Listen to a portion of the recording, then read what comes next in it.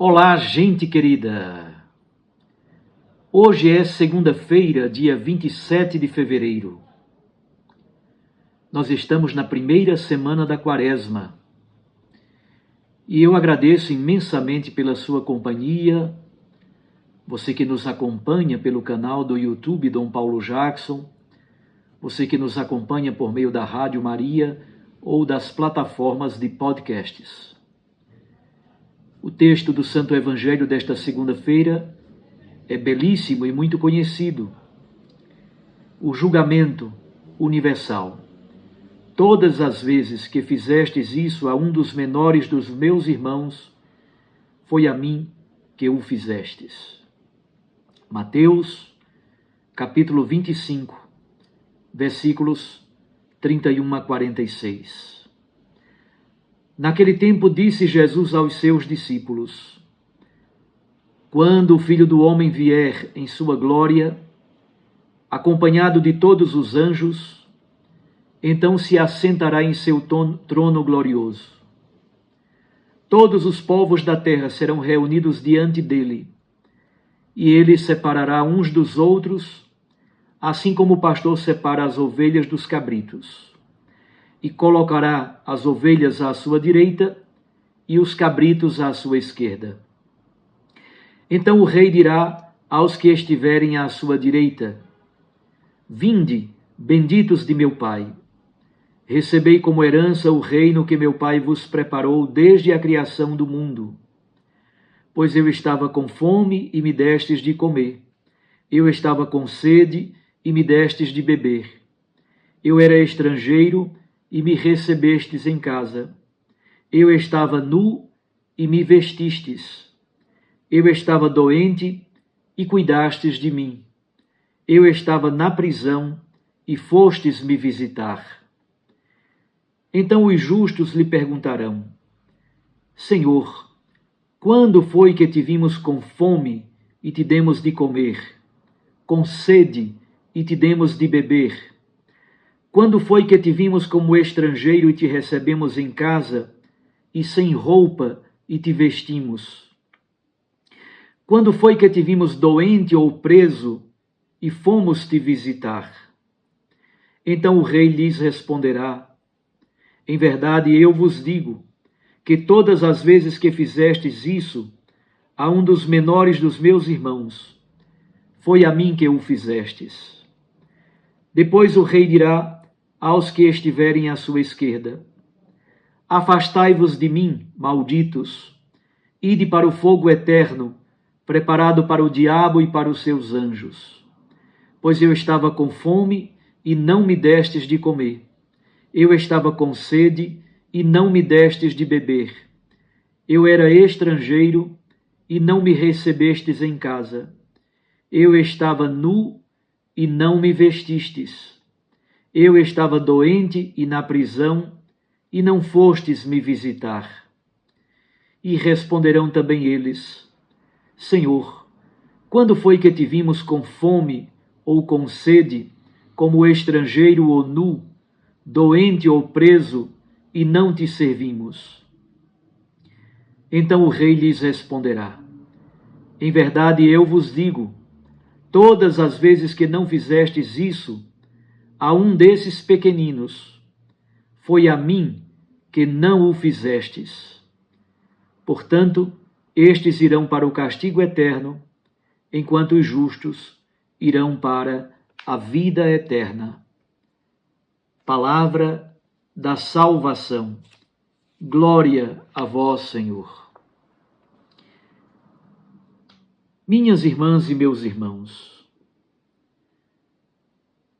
o texto do Evangelho de hoje, esta narrativa sobre o julgamento último, não pode ser compreendido como se fosse uma cena de um filme de Hollywood, como se fosse uma cena cinematográfica, dizendo como será o julgamento. A preocupação de Jesus não é com o como, mas a preocupação de Jesus é com o conteúdo fundamental: o amor ao próximo. No Antigo Testamento há alguns textos que nos falam da recompensa de Deus ao ser humano. E esta recompensa é fundamentada na bênção ou na maldição. Podemos lembrar, por exemplo, de Josué, capítulo 8, versículos 32 a 35. Josué lê a palavra de Deus e o texto é fundamentado nesta bipartição, bênção ou maldição. Também no julgamento apresentado pelo profeta Isaías, em Isaías 65, de 13 a 15, as recompensas são dadas ao ser humano em pares opostos: comer ou passar fome, beber ou ter sede, alegria ou vergonha, exultar na alegria dos corações ou padecer a dor. O capítulo 25 do Evangelho de Mateus, do qual é tirado o texto do Evangelho de hoje, apresenta 3 cenas vinculadas ao juízo final. Primeiro, as virgens, que conservam o azeite no frasco e conservam também a lâmpada acesa. As virgens prudentes, sensatas. Versículos 1 a 13 do capítulo 25. Segundo, a duplicação dos talentos, a parábola dos talentos. Podemos falar da duplicação do amor, a duplicação dos dons recebidos de Deus. Versículos 14 a 30. E, finalmente, a cena de hoje. O amor a Deus concretizado no amor aos irmãos. Versículos 31 a 46. Mateus estabelece um princípio. Para Jesus, no Evangelho de Mateus, não é quem diz Senhor, Senhor, que entrará no reino dos céus, mas sim aquele que faz a vontade de Deus. Mas qual é a vontade de Deus? O critério fundamental a ser adotado no julgamento é exatamente o reconhecimento da presença de Jesus nos pobres, nos doentes, nos prisioneiros, nas pessoas que foram destituídas de dignidade. A ação caritativa em favor dos pobres, destas pessoas abandonadas, é a expressão fundamental da opção pela justiça do reino. Este é o conteúdo do juízo final. No texto que acabamos de ler, o filho é que é apresentado como juiz, não é o pai. O julgamento envolve todas as nações. Portanto, o julgamento parte de uma mensagem universal, para além do dado da revelação. Até os pagãos, que não conhecem a revelação de Deus em Jesus Cristo, podem entender o critério fundamental do julgamento. Esse critério fundamental é o amor. A parábola, portanto, tem um alcance universal. Mesmo os que não conheceram a pregação de Jesus serão julgados por aquilo que se pode intuir do princípio da ética universal, a chamada regra de ouro da ética universal. Esta regra de ouro é o amor. Os menores dos irmãos, destinatários do amor ou destinatários da indiferença, são o pobre, o necessitado, o próximo. Quem quer que seja que necessite da nossa ajuda e do nosso amor. O julgamento implica uma separação. Muito provavelmente, esta ideia se baseia em Ezequiel, capítulo 34, versículo 17. A separação entre ovelhas e bodes. E o critério, como já dissemos, são as obras de misericórdia.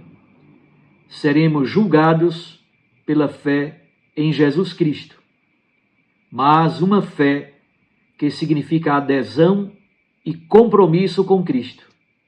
Esta fé se revela no compromisso com Cristo presente na carne dos pobres, dos oprimidos, dos marginalizados, dos famintos, dos sedentos, dos doentes, dos desnudos, dos presidiários. O julgamento será sobre essa prática de caridade libertadora. Essa é a prática central da nossa fé. É nisso que consiste a justiça do reino.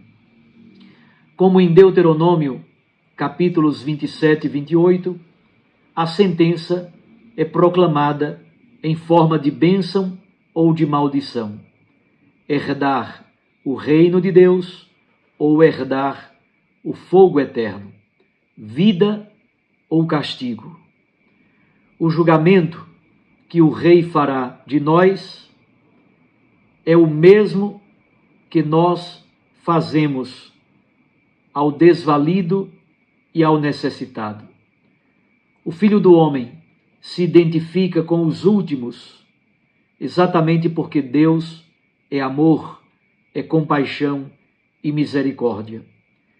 Cada ser humano é julgado com base no seu amor pelos pequenos e fracos. Isso é a expressão maior do próprio amor de Deus. Não há espaço para a interpretação desse texto que prescinda de Deus. O cristianismo não é somente um amor ao próximo, não é um humanismo. Não podemos descartar Deus, não podemos prescindir de Deus, como se o amor ao próximo não fosse amor ao próprio Deus.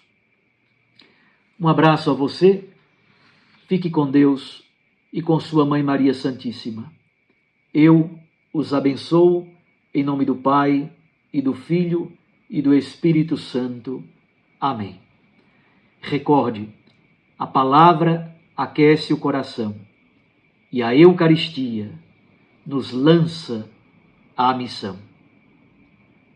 Uma feliz Quaresma a todos vocês.